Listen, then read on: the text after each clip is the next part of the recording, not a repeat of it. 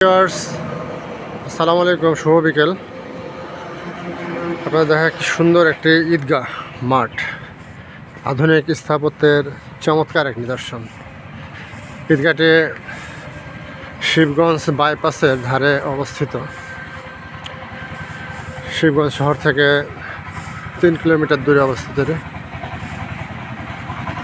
চমৎকার নির্মাণ শৈলী, যে টাইলসগুলো বসানো হয়েছে এত সুন্দর করে এবং গম্বুজটা এত সুন্দর। ওয়াও!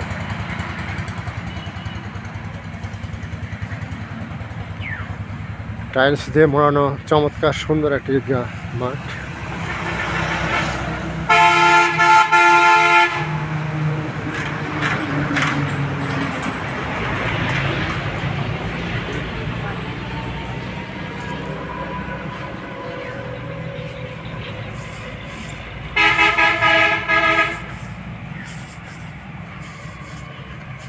পাশ দিয়ে চমৎকার সুন্দর ফুলের গাছ লাগানো আছে।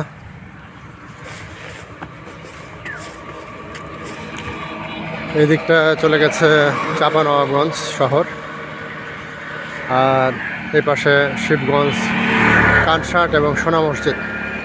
আর সোনা মসজিদ দিয়ে বর্ডার পার হয়ে ইন্ডিয়া যাওয়া যায়। মেন রোডের ধারে অবস্থিত চমৎকার সুন্দর আধুনিক স্থাপত্যের একটি নিদর্শন। ওয়াও!